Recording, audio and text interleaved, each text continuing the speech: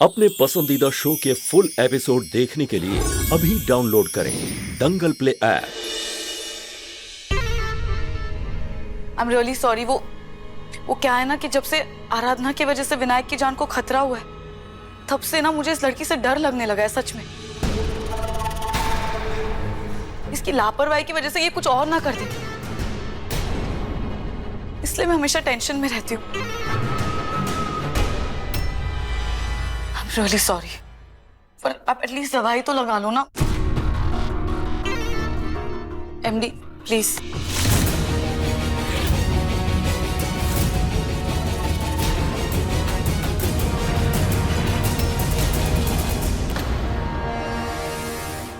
Devika, I am fine, relax. कितनी बार relax बोलना पड़ेगा? मुझे लगता है दवाई की तुम्हें जरूरत है। ठीक है, मैं लगा लूंगा, डोंट वरी। तुम बैठो, come sit, it's okay, it's fine. मैं ठीक हूं, आई एम ओके।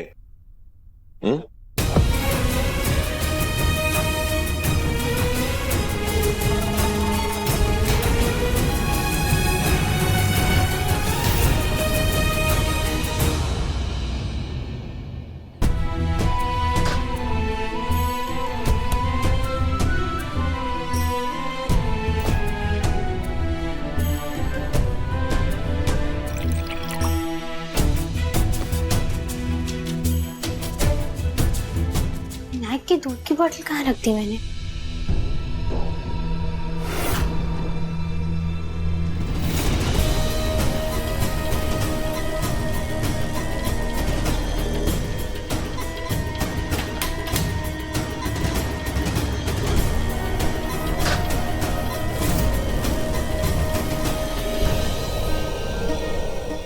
आराधना, तुम्हारी वजह से मेरे एमडी चले थे, अब वही दर्द मैं तुम्हें दूंगी।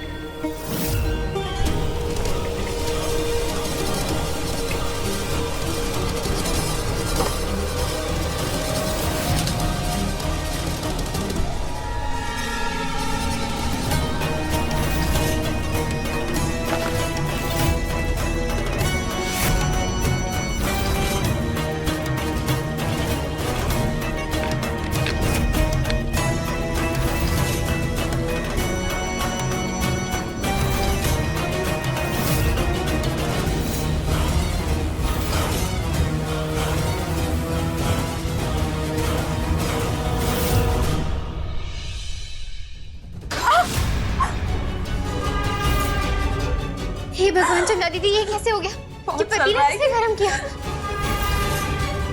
चंदा दीदी दवाई का डब्बा कहाँ रखा?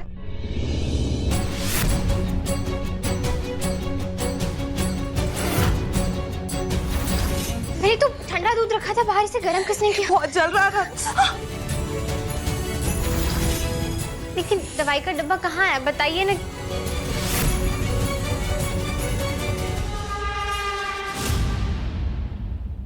आजकल ध्यान कहाँ रहता है तुम्हारा आराधना? कर क्या रही हो तुम? पहले बच्चे के रूम में तुमने पटाखे रख दिए, फिर एमडी को जला दिया, और अब चंदा को भी जला दिया तुमने। चाहती क्या हो तुम? दूध रख के भूल गए ना तुम? हाँ, तो क्यों हम सबके पीछे पड़ी हो? लापरवाही तुम्हारी होती है, राइट?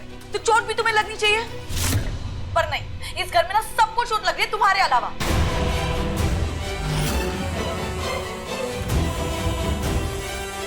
मेरा ये मतलब है कि किसी को चोट नहीं लगनी चाहिए, तुम्हें भी नहीं आराधना। तुम्हें ना ऐसी लापरवाही करनी ही नहीं चाहिए। तुम समझ रही हो ना मैं क्या कह रही हूँ?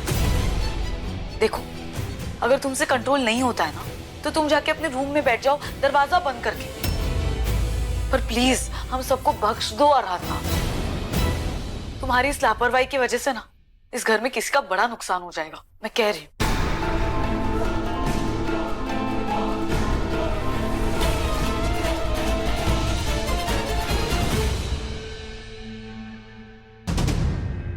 जिस तरीके से आज देविका जी ने मुझसे बात की है, वो देखकर तो मुझे ऐसा ही लगता है कि दूध उन्होंने ही गर्म करने रखा था। और कोई पत्थर दिल इंसान ही ऐसा हो सकता है जो किसी को इस तरह तकलीफ में देखकर मुस्कुराए। अब तक की तो सिर्फ मुझे ऐसा लगता था कि वो सिर्फ साहब जी को पसंद करती हैं, लेकिन अब लगता है कि उनका प्यार पागलपन की हद तक है और अपने इस जुनून में आकर वो किसी के साथ कुछ भी कर सकती हैं। आज अगर उन्होंने चंदा दीदी को नुकसान पहुंचाया तो क्या पूजा वाले दिन भी उन्होंने जानबूझकर विनायक को? नहीं, मुझे हर हाल में साहब जी और विनायक को इनसे बचाना ही होगा। लेकिन जब तक मैं पूरे सच का पता ना लगा लूं, जब तक मुझे इनके खिलाफ सबूत ना मिल जाए, मैं इन्हें कुछ भी जाहिर नहीं होने दे सकती।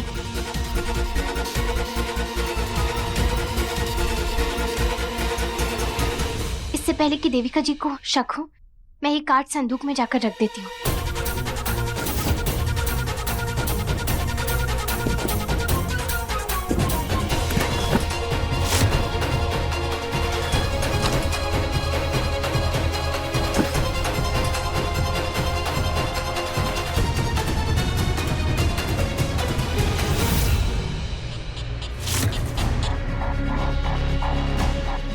ये मास्क मेकर का कार्ड आराधना के हाथ में। इसका मतलब उसे मेरा सारा सच पता है। अगर उसे मेरा सच पता चल गया और उसे मेरे खिलाफ सबूत मिल गया तो मेरा सारा प्लान फेल हो जाएगा।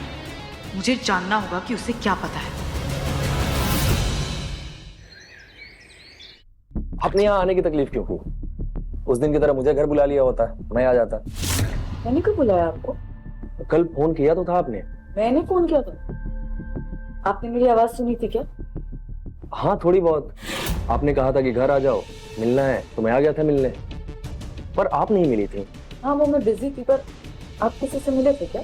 हाँ, मिला था मैं। ओह गॉड, कहीं आराधना ने तो इसे मेरा नाम लेकर नहीं बुलाया था? आप इनसे मिले थे क्या? नहीं, इनसे नहीं मिला था। इससे नहीं मिला तो किससे मिला ये? इनसे मिले थे क्या?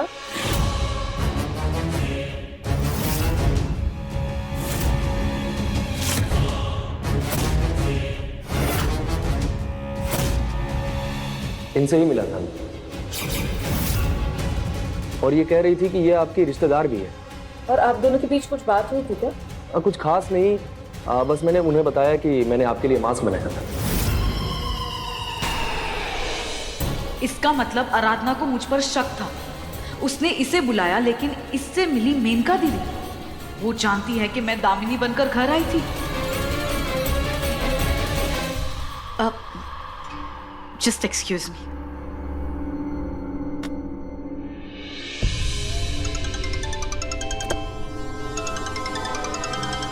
अब क्या चाहिए इसे? हेलो हेलो प्रशांत, मुझे तुमसे अभी मिलना है। तुम्हारी बीवी को पता चल गया है कि मैं ही वो बहरूपिया थी जो दामिनी बन के उस घर में आई थी।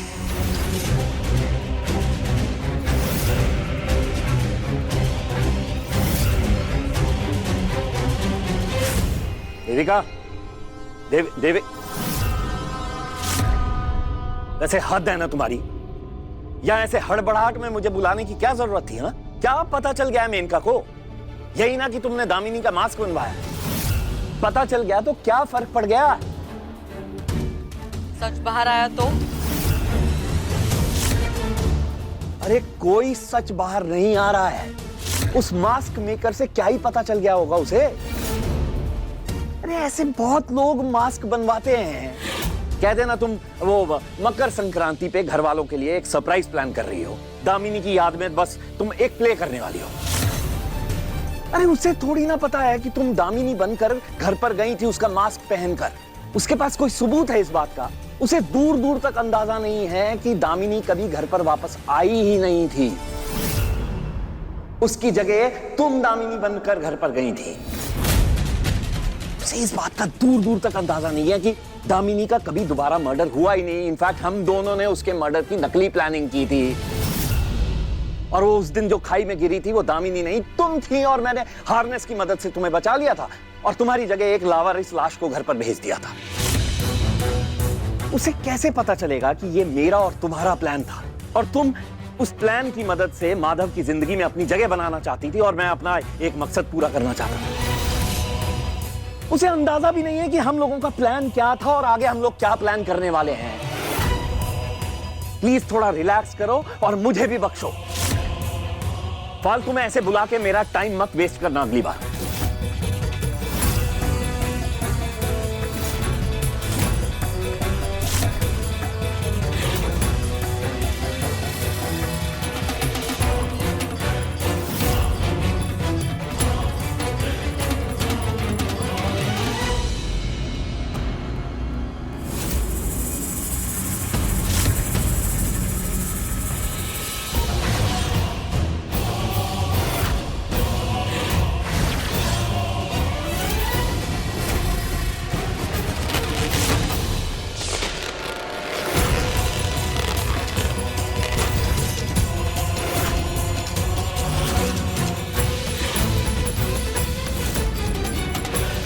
वाह हस्बैंड जी वाह, आज तुम्हारे और देविका की सारी सच्चाई हम जान गए हैं।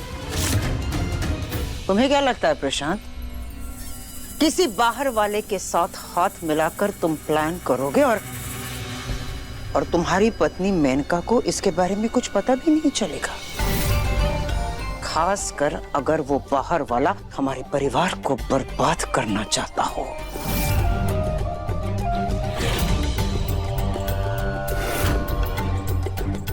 मांस के साथ जो खेल तुमने खेला है ना देविका, आज उसी खेल में तुम फंस गई हो।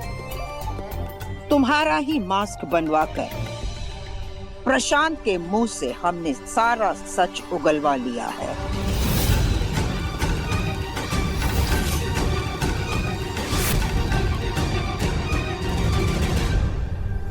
अब तुम देखती जाओ देविका, हम तुम्हारे साथ क्या करते हैं, क्या खेल खेलते हैं हम तुम्हारे साथ, बस देखती जाओ।